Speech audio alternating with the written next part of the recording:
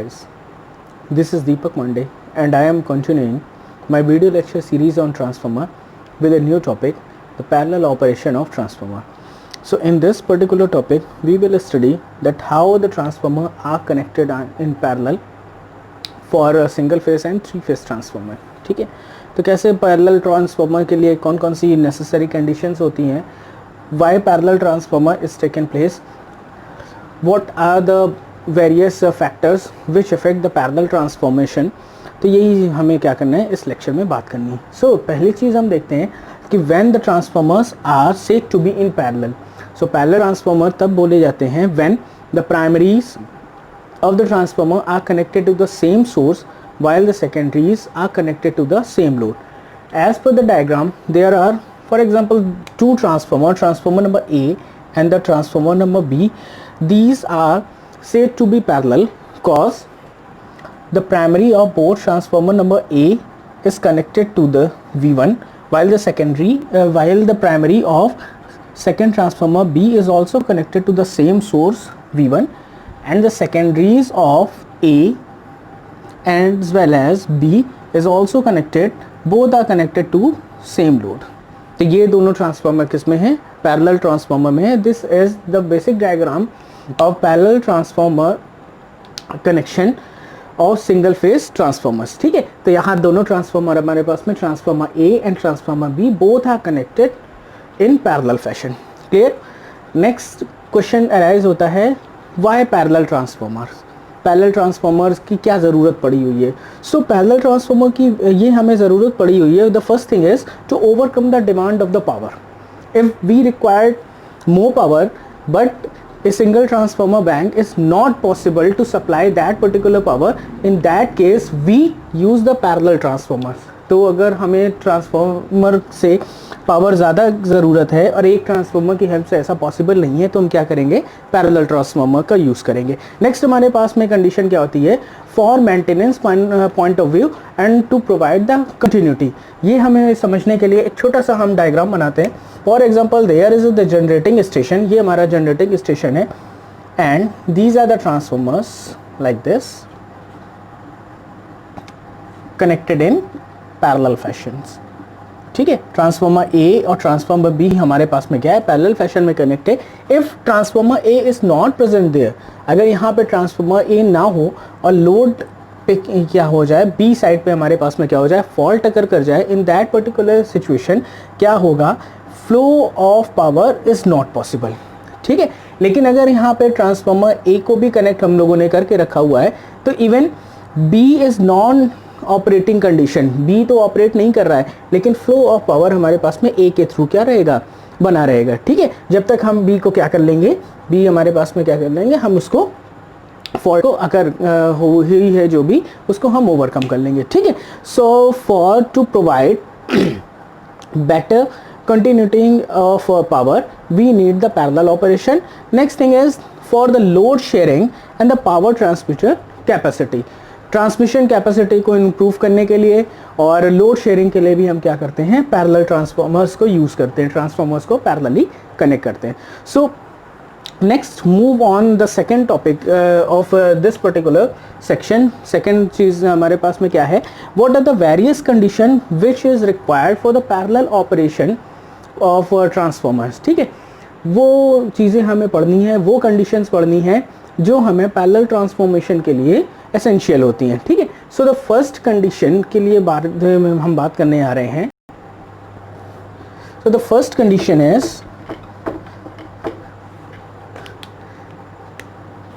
First thing is same voltage rating.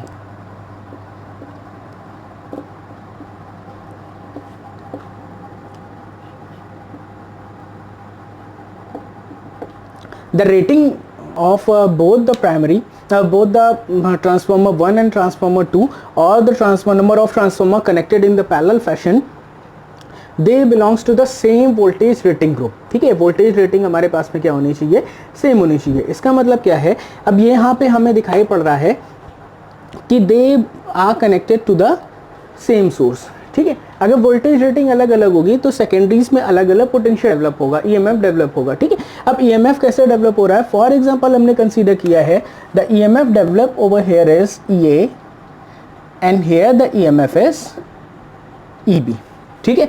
अब यहाँ पे क्या है, E A equals to V1 upon A1, is that clear? And E2 equals EB equals to V1 upon A2. Okay.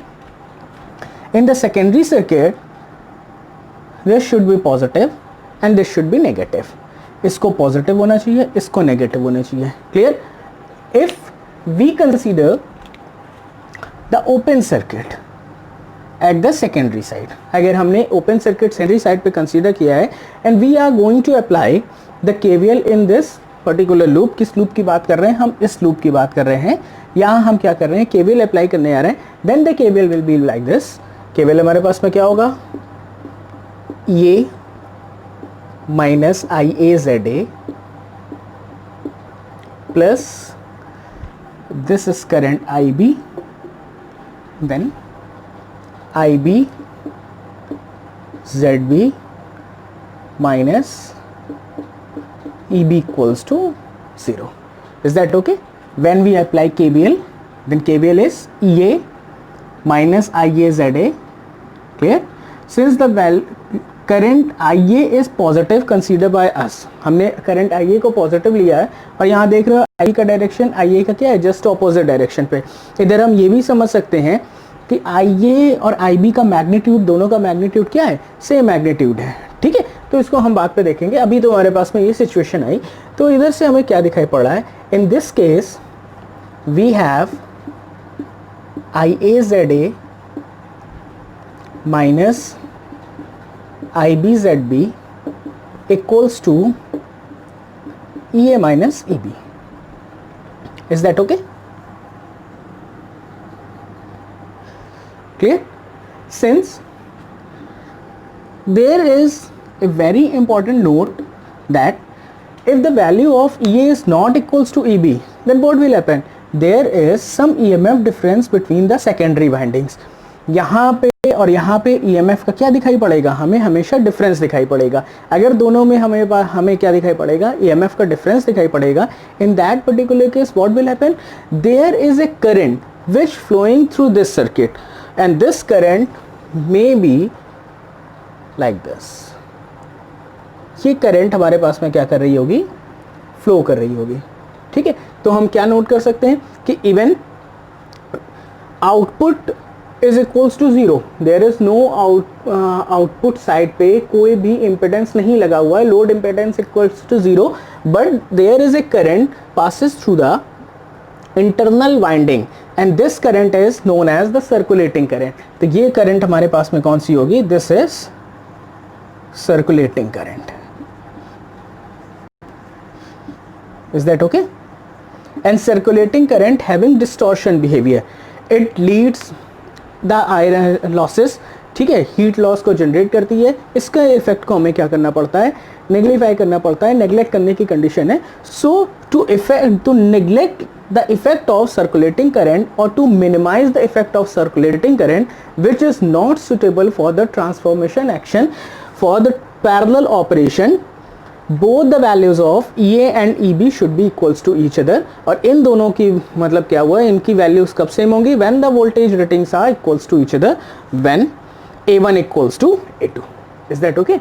Next हमारे पास में point, हाँ ये चीज़ याद रखेगा, for ideal operation it should be present, ठीक है। आइडियल ऑपरेशन के लिए या फॉर लॉसलेस ऑपरेशन के लिए ये कंडीशन फॉलो होनी चाहिए, ठीक है। नेक्स्ट कंडीशन हमारे पास में क्या है, next condition is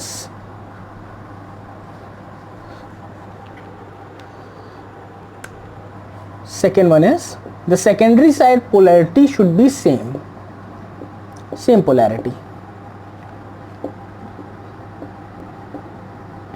okay, polarity should be same. that means मान लिया हमने यहाँ पे EA और EB की जगह पे दोनों पे क्या हो रहा है, E जनरेट हो रहा है, ठीक है, लेकिन पोलैरिटीज अलग हैं। पोलैरिटीज कैसे होनी चाहिए, पोलैरिटीज ऐसी ही होनी चाहिए, ठीक है। अगर पोलैरिटी को हम क्या मान रहे हैं, it is of opposite polarity like this, then what, again apply the KVL, फिर से हम केवीएल को अप्लाई करें। और केवीएल को अप्लाई करने का तरीका क्या है, इधर देखिए, late consider here is the current I, तो आई के लिए हमें क्या दिखाई पड़ रहा है, I equals to the magnitude of I, या सीधे सीधे I equals to I A equals to minus of I B, is that okay, ठीक है। I equals to I A minus of I B, तो ये हमने क्या किया हुआ है, इधर पे हम केवीएल अप्लाई करते हैं, तो केवीएल अप्लाई करने से हमें क्या दिखाई पड़ा, इधर पे हमें दिखाई पड़ रहा है E minus of I A R A, I A Z A, sorry, minus of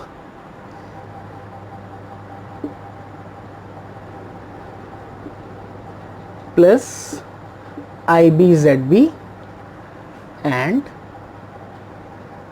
plus E equals to 0, clear. So the KVL is like this.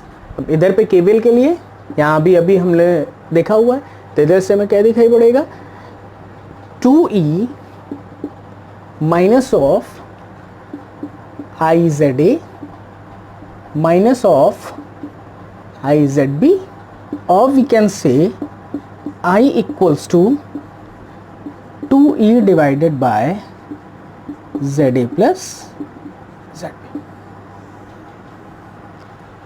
Clear? This is the current, I is the current. What is current I? I is the current when there is no load connected on the secondary side. Clear? So no load connected on the secondary side, but there is a current between the windings, secondary windings of each transformer, between the transformers, secondaries. Then what? This current is again circulating current. Then circulating current equals to this much value. तो अगर इनकी voltage rating same नहीं होगी, ठीक है, अगर आपने voltage rating हमारे पास में सेम है, ठीक, तो सेम है तो सर्कुलेटिंग करंट का कंसेप्ट नहीं है। अगर सेम पोलैरिटी नहीं है तो भी सर्कुलेटिंग करंट। अब अगर पोलैरिटीज हम सेम रखते हैं, फॉर एग्जांपल पोलैरिटी यहाँ पे हमने क्या कंसीडर की थी, नेगेटिव कंसीडर की थी। सेम पोलैरिटी का मीन क्या हुआ, it is positive and it is negative, clear. तो इधर पे जो आता तो वो क्या आता है, वो आता है नेगेटिव। उस कंडीशन पे हमारे पास में आई की वैल्यू कितनी आती, 0 आती। So it is necessary condition, ठीक है, to avoid the effect of circulating current.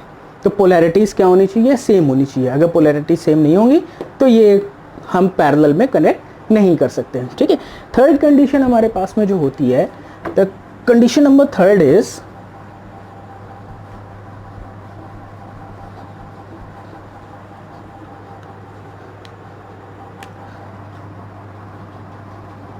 Same phase shift.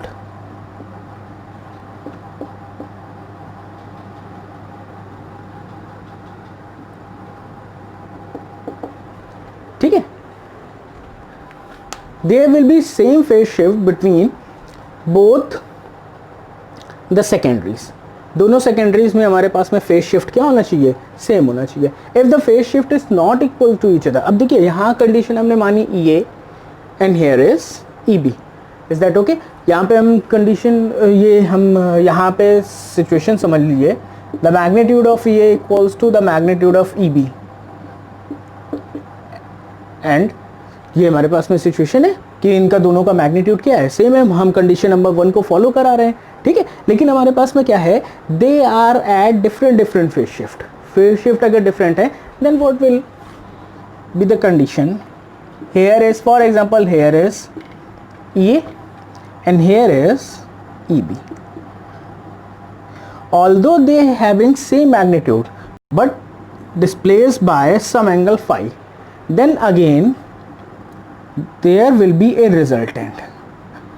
तब भी हमें क्या मिलेगा, कुछ ना कुछ रिजल्टेंट मिलेगा, ठीक है। And this resultant leads the circulating current. सीधा सा कंसेप्ट है, both are connected like this. When there is no load connected, कोई भी लोड अगर कनेक्ट नहीं है तो इस सिचुएशन पर हमारे पास में क्या आएगा, as soon as there is potential difference or EMF difference between this winding and this winding, a current begin to flow. That current is known as circulating current. So to avoid the effect of circulating current, again they should of same phase shift. There will be no phase shift between EA and EB. Is that okay? Next one is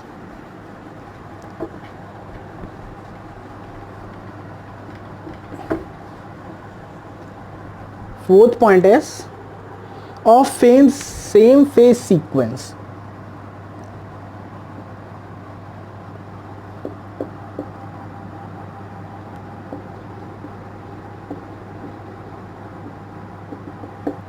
Okay, so they of same phase sequence. In case of single phase transformer, phase shift is a right option, but phase sequence is not a right option for single phase transformer. So this is applicable for three phase transformer. Clear?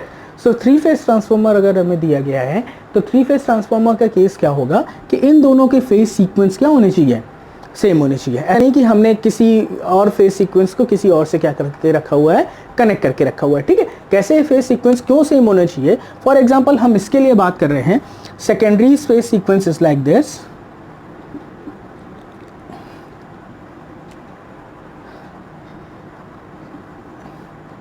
A B A and C A.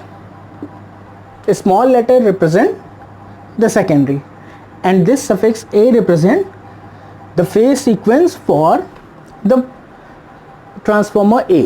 We are talking about three phase transformer, not single phase transformer. तो ये इसके लिए नहीं है। ठीक है, अब दूसरी सिचुएशन हमारे पास में क्या है, एक और थ्री फेज ट्रांसफॉर्मर है जिसके साथ में पैरेलल में कनेक्ट है। If there is any phase sequence अगर नहीं होंगे एक जैसे तो क्या होगा, there will be again some potential, some EMF generation. ठीक है, तो यहाँ पे सिचुएशन क्या है, अगेन जैसे हमारे पास में सिंगल फेज में फेज शिफ्ट दोनों के सेम होने चाहिए, ऐसे यहाँ पे फेज सीक्वेंस भी हमारे पास में क्या है, सेम होने चाहिए। तो फेज सीक्वेंस हमारे पास में जो बी का होगा वो भी कुछ इसी तरीके से होगा, A of B, B of B and C of B. Is that okay? Next condition is, these are the essential condition also known as the necessary condition. ठीक है, एक और कंडीशन हमें फॉलो करानी है, that means X upon R ratio should be same. For both the transformer X upon R ratio should be same. ठीक है, दोनों ट्रांसफॉर्मर के लिए X upon R ratio क्या होना चाहिए, सेम बना रहना चाहिए। क्यों सेम बना रहना चाहिए, उसके पीछे रीजन ये है, इसका मतलब क्या है, it means XA upon RA is equals to XB upon RB. What is the significance of this factor? Significance of this factor in any transformer group or in any case, जब भी हम case के लिए बात करते हैं तो हमें पास पता है phi equals to tan inverse what, X divided by R. That means from here we can calculate cosine of phi. ठीक है, तो कोसाइन ऑफ फाई को कैलकुलेट कर सकते हैं। तो इसकी हेल्प से हमें पता चला, यहाँ से हमें पता चला भाई सीधा से केस है, if phi is same for there mean phi A equals to phi B, or we can say cosine of phi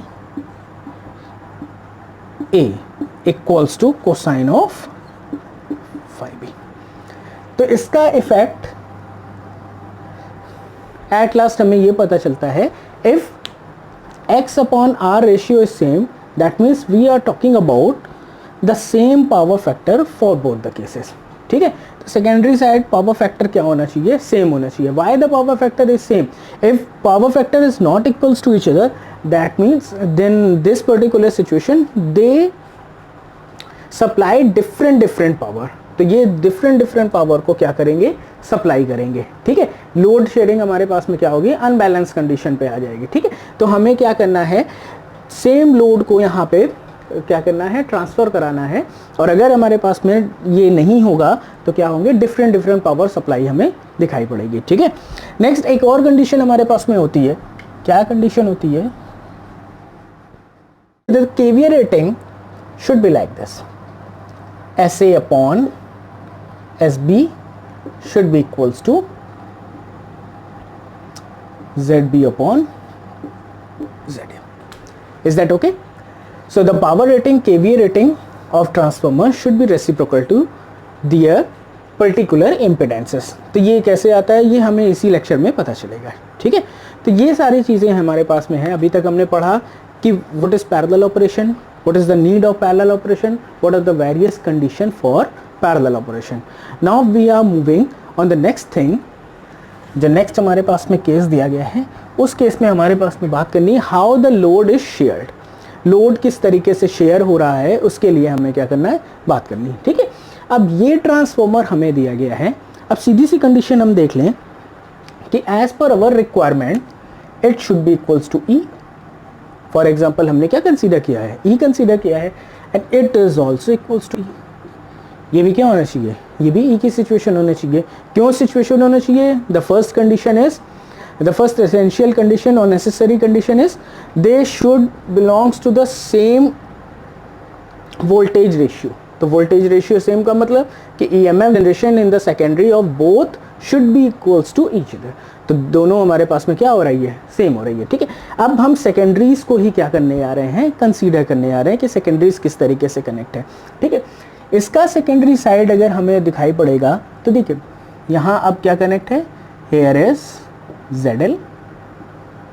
अगर हम इसका सेकेंडरी साइड देखें तो इसके सेकेंडरी साइड के केस में क्या है, यहाँ पे E कनेक्ट है, there is ZA and the value of current is IA. Okay, तो इसका सेकेंडरी साइड अगर हम ड्रॉ करें तो इसका सेकेंडरी साइड हमें इस तरीके से कुछ दिखाई पड़ रहा है. There is E, there is ZA and it is connected to ZL, and let's suppose the voltage is VL. Is that okay? Clear? और we can say अभी हम इसको EA ही कंसीडर करते हैं. ठीक है, यहाँ हमारे पास में क्या है, इस सेकेंडरी को हमने इस तरीके से ड्रॉ करके रखा हुआ है. Next thing is same load is connected across this circuit. तो सेम लोड हमारे पास में क्या है, इस सर्किट के लिए भी है. तो सेम लोड कनेक्ट है, तो इसी लोड के कनेक्शन पे हम क्या करते हैं, ऐसे ड्रॉ करते हैं.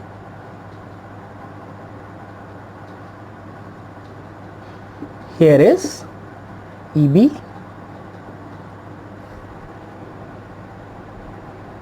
and there is connection like this. So the secondary side of this secondary side may be replaced by this equivalent circuit. ठीक है, इसको हमने क्या किया हुआ है, इस equivalent circuit से कनेक्ट करके रखा हुआ है. यहाँ में क्या दिखाई पड़ रहा है, these two terminals and these two are connected parallel to each other. तो ये दोनों किससे कनेक्ट है, पैरेलली कनेक्शन है. ठीक है, अब यहाँ पे देखिए केस हमने क्या करके रखा हुआ है, फर्स्ट कंडीशन को हमें फॉलो कराना है. फर्स्ट कंडीशन हमें जो लोड शेयरिंग की हम बात कर रहे हैं, तो यहाँ हम लोड शेयरिंग की बात कर रहे हैं when both are equal to each other. When both are equal to each other then what will happen, then in that particular case देखो क्या आ जाएगा. इसका हम नेक्स्ट डायग्राम ड्रॉ करते हैं. This diagram may be redrawn as when both the values of EA and EB are equal to each other. जब दोनों values क्या हैं, एक दूसरे के इक्वल हैं, तो हम इसी डायग्राम को कैसे फॉलो करा सकते हैं, किसी डायग्राम को कैसे ड्रॉ कर सकते हैं. This diagram may be redrawn as. ठीक है, तो ये डायग्राम हम फिर से ड्रॉ कर रहे हैं. Here are the two circuits.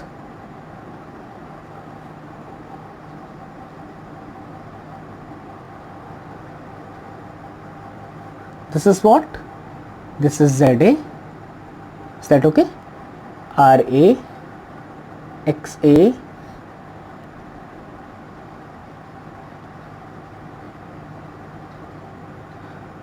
and at last it is ZL. Clear? VLN plus minus ZL.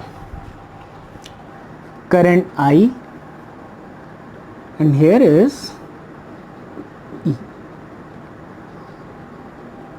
Okay, so this is the diagram equivalent to this when both EA equals to EB.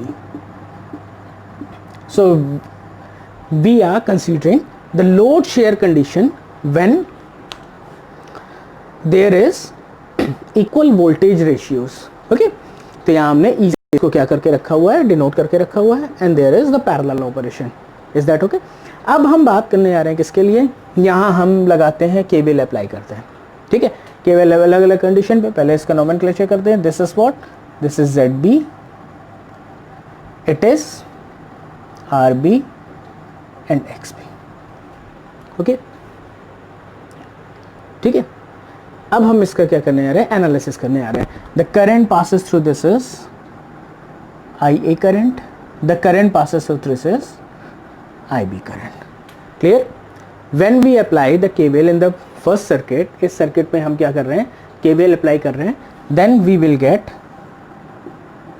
E equals to V2 plus IA ZA. E equals to, sorry, E equals to, when we apply KVL in this circuit, we have this relation.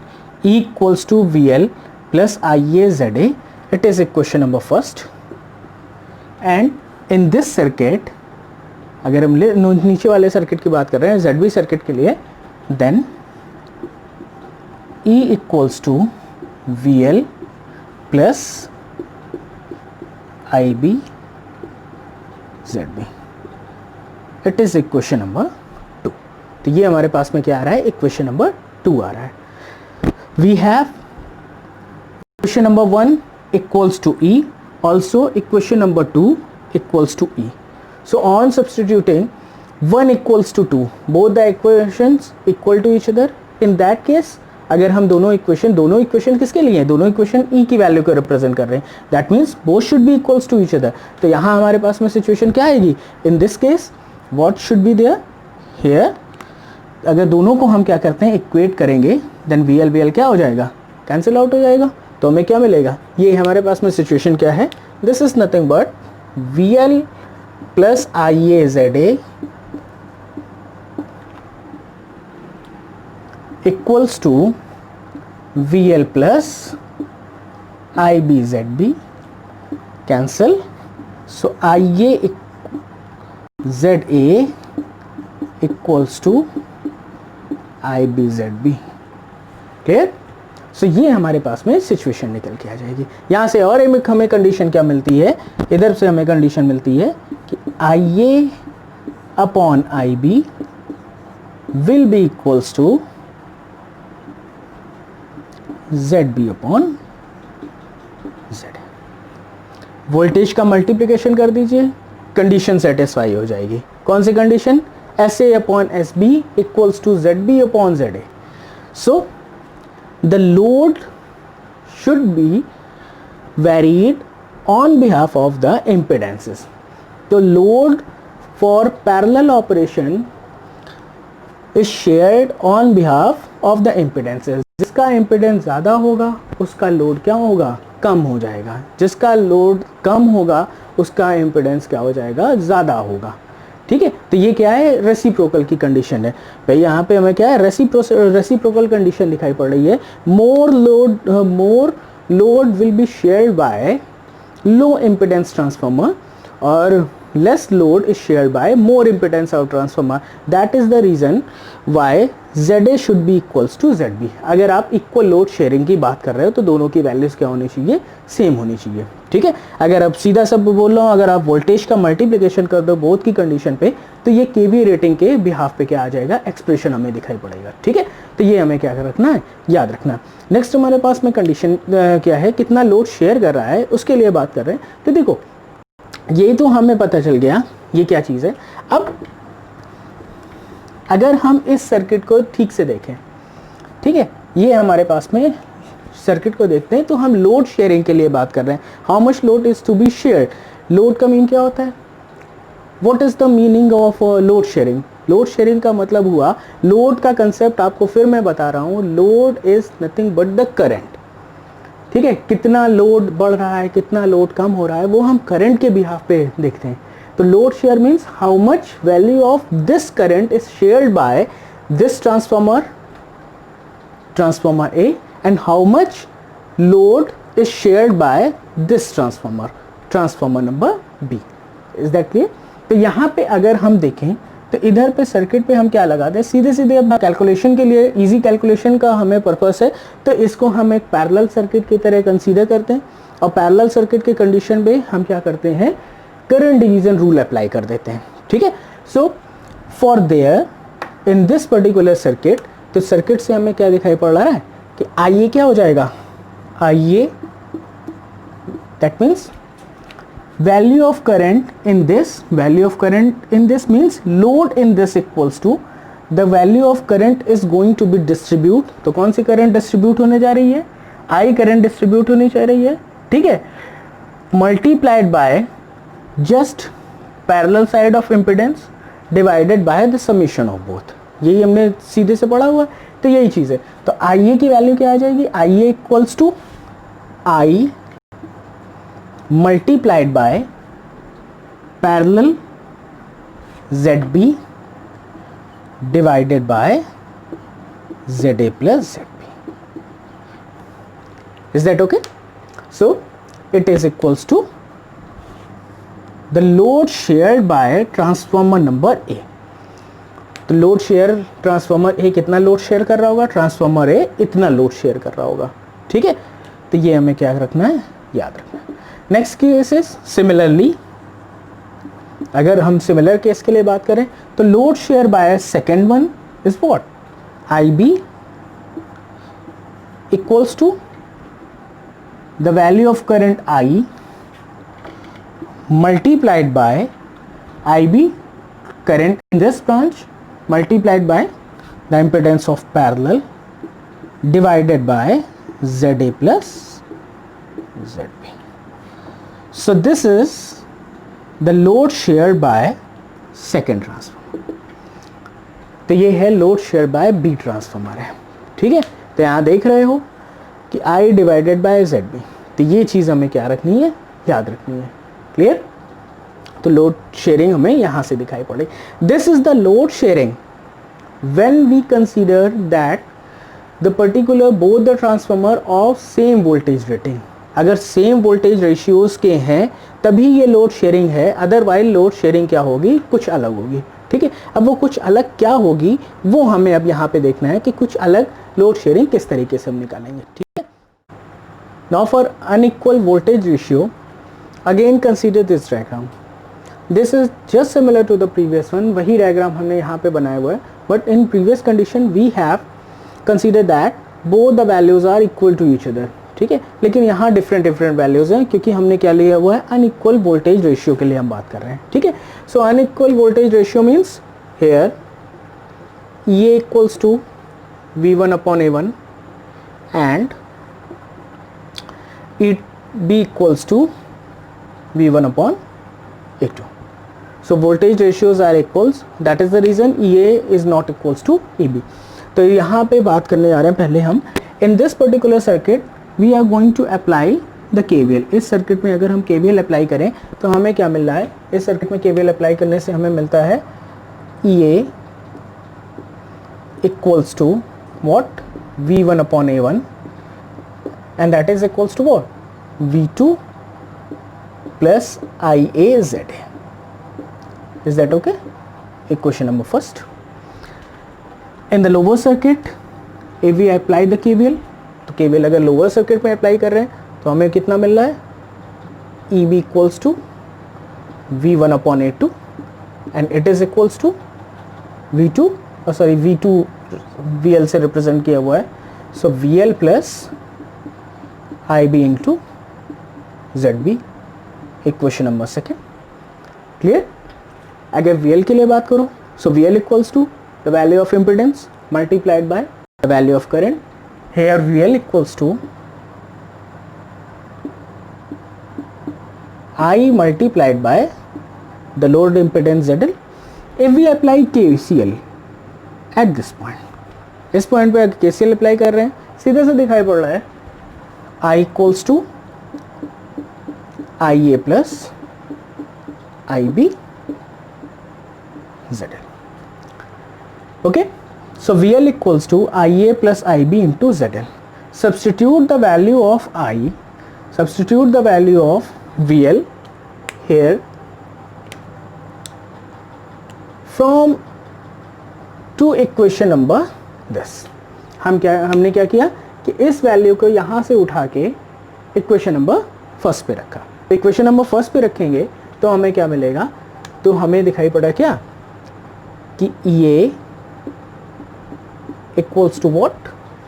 VL. VL is IA plus IB into ZL plus IAZA.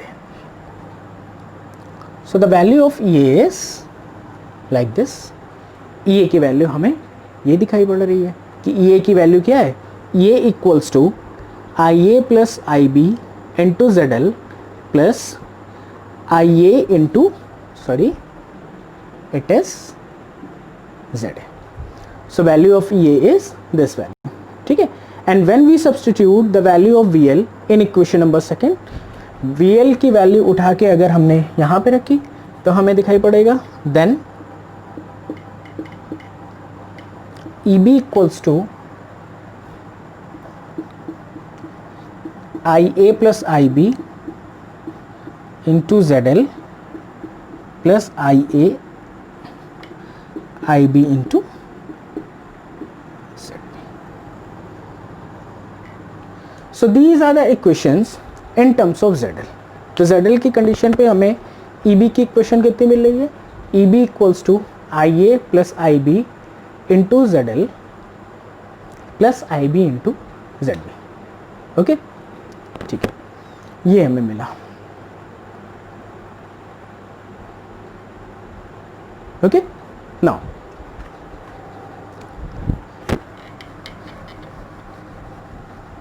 if these are the equations like equation number 3 and equation number 4, for example this is equation number 3 and this is equation number 4, and we just do what, equation number 3 minus equation number 4, then we have EA minus EB equals to, these two terms are cancel out और हमें क्या मिल रहा है, IA ZA minus IB ZB. Is that okay? So from here we have IA equals to what, IA की value हमारे पास में कितनी आ गई, IA equals to EA minus EB plus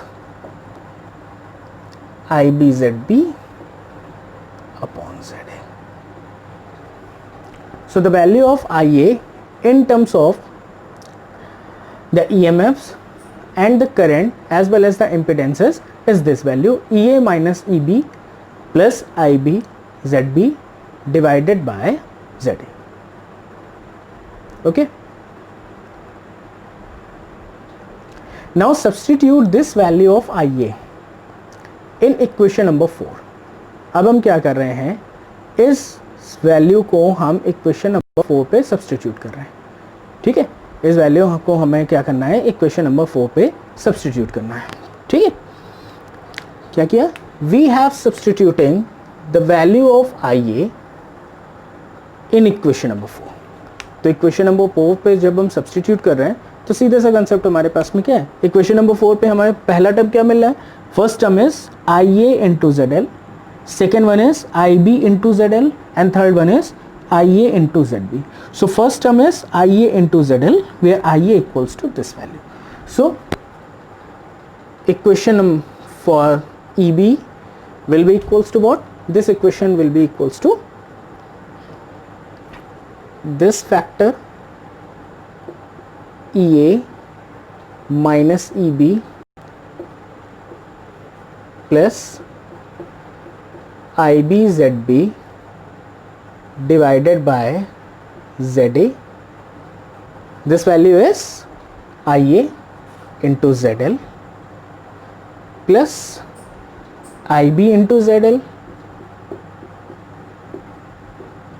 plus IB and ZB.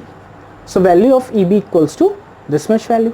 ठीक है, ये हमारे पास में किसकी वैल्यू आएगी, EB की वैल्यू निकल के आई ऐसी.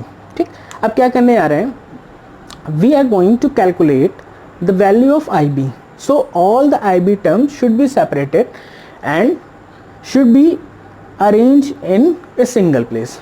के सारे IB के टर्म को हमने क्या किया, एक सिंगल प्लेस पे अरेंज करने का काम कर रहे हैं. तो जब हम सिंगल प्लेस पे इसको अरेंज करने का काम कर रहे हैं तो हमें क्या मिल रहा है, then we have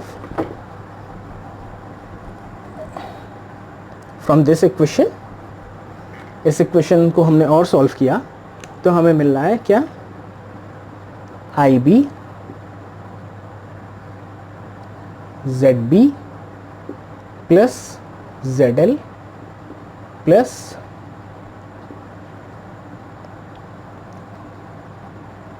ZB upon ZA ZL, ठीक, ZB upon ZA ZL plus ZL here and ZB here. So these values equals to EB ZA minus EA minus EB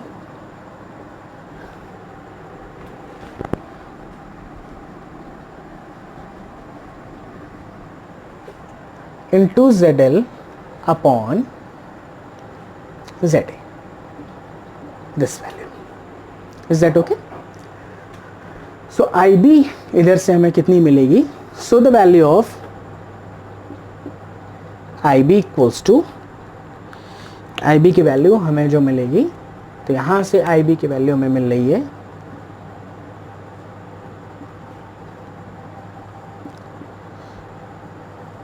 EB ZA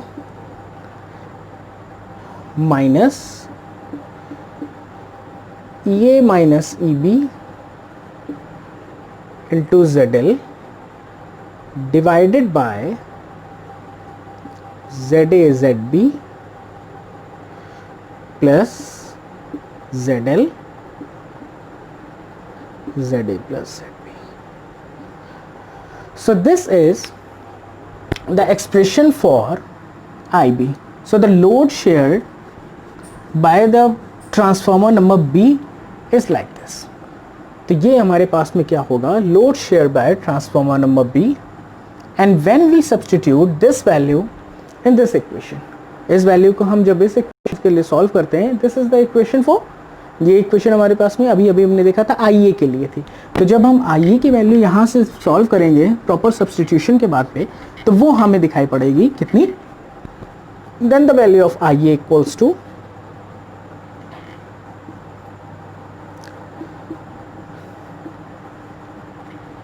EA ZB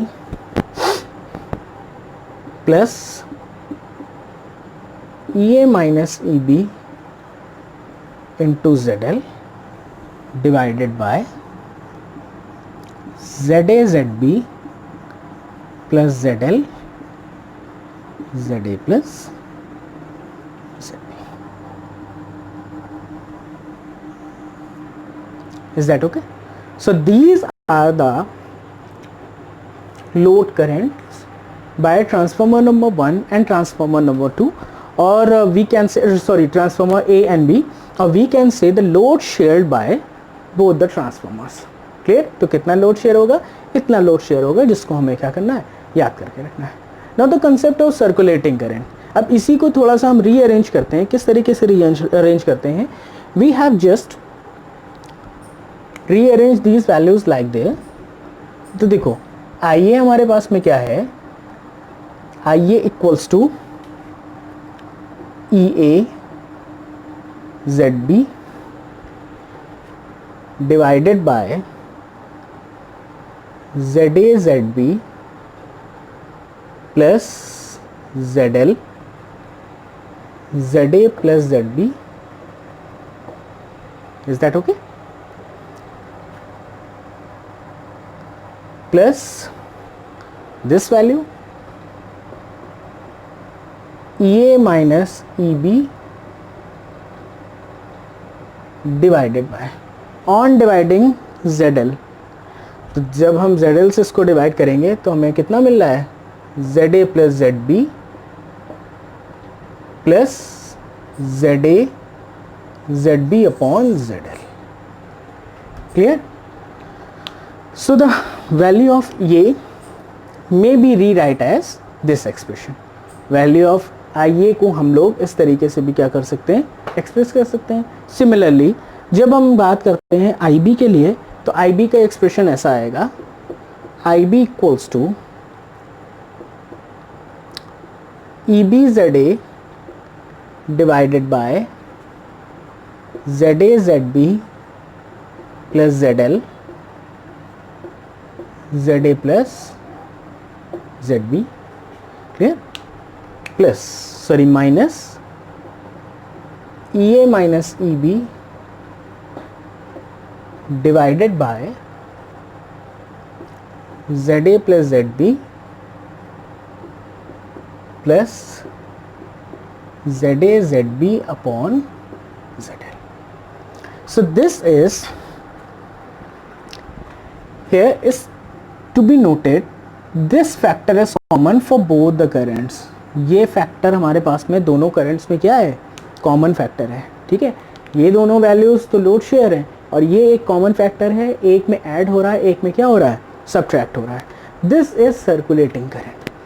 तो जो external extra current आ रही है वो हमारे पास में क्या है, सर्कुलेटिंग करंट का कंसेप्ट है. But the circulating current as per the definition, circulating current is the current when there is no load connected across the output. Output पे अगर कोई भी लोड नहीं कनेक्ट है तभी हम सर्कुलेटिंग करंट का कंसेप्ट क्या करते हैं, कंसीडर करते हैं. तो अगर आउटपुट पे कोई भी लोड नहीं ऐड है तो इसका मतलब क्या हुआ, in this particular situation there is open circuit, and open circuit we have to talk about the open circuit impedance. And open circuit impedance, that means we have to consider ZL as what, infinity.